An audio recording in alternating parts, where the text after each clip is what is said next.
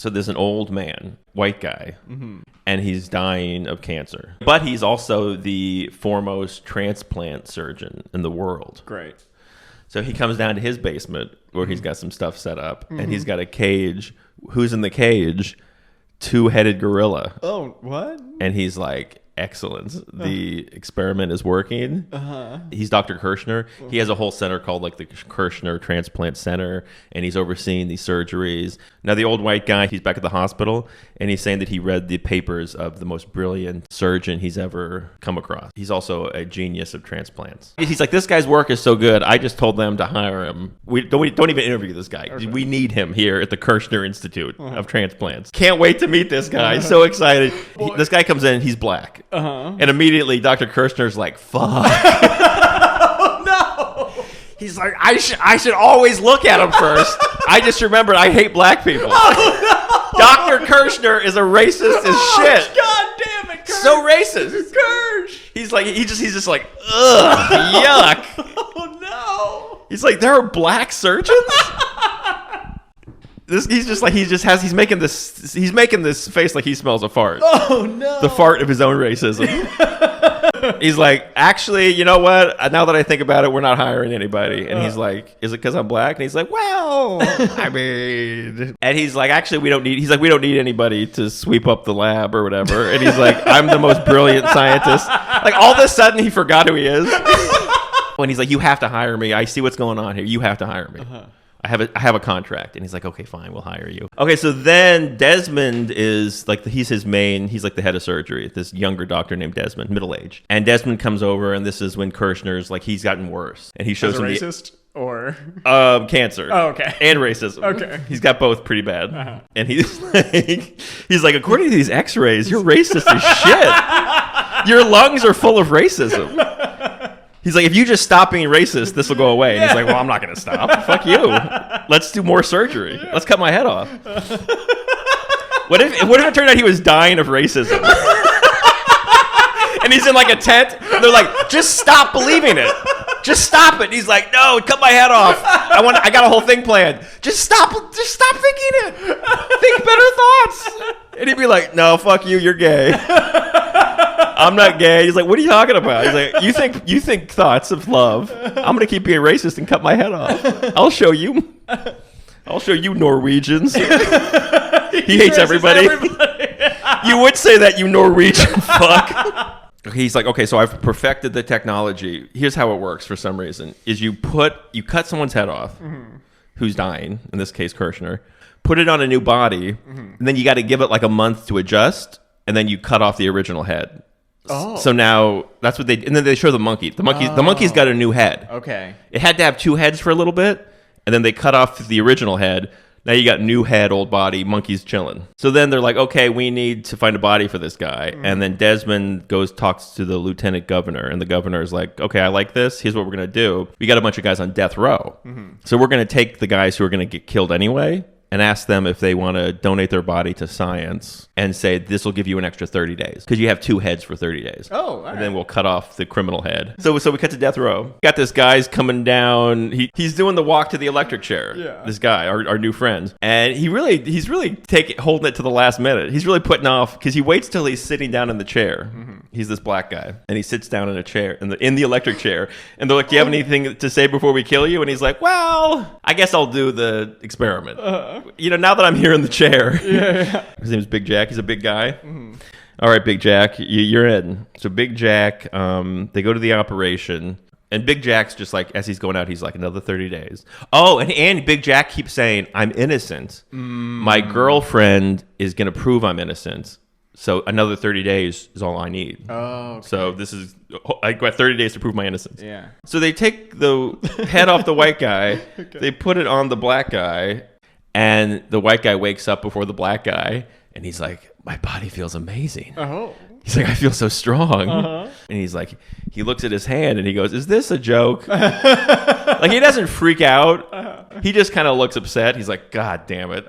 This is not what I wanted. And then the black guy wakes up and he's like, I didn't sign up for this. And he starts freaking out too. So neither one of them are happy. And then they knock them both out. They go and they get Williams, the black doctor from earlier. And then they bring him in, but they don't tell him why. And then the nurse comes in to keep him sedated. Mm-hmm. The black guy wakes up. He grabs the syringe. He hits the nurse with it, knocks her out. And then now he's going to escape because the white guy's asleep, I guess. And at this point, the black guy... They establish at some point that the black guy has control of the body, but slowly the white guy will start to get more control of the body. But right now, the black guy's in charge of the body. And he finds some clothes on a hanger, and he puts some clothes on, and he comes out, and the police are still there because the guy's a convict. So he comes out, he knocks the police down, he gets one of the cops' guns, and he's like, I'm going to escape, and he takes the black doctor, Williamson, he takes him hostage. And he's like, we're going to take your car, drive us out of here. So now we've got the thing with two heads, white and black, and Williams is driving the car. And Big Jack is like, can you get this off my head? You're a surgeon. And he's like, yeah, probably. And he's like, what if I just shoot him in the head? Oh. And Williams is like, that'll kill you too, because you'll bleed out. And he's like, okay, I guess I can't shoot him in the head. Some of the doctors are following them, but then eventually they flag down the police. Now the police are chasing them. And at this point, I swear to God, this is what's so 70s about this movie. Mm-hmm. The next 20 minutes of the movie is just wacky police chase scene. Because that was very like Dukes of Hazzard. Okay.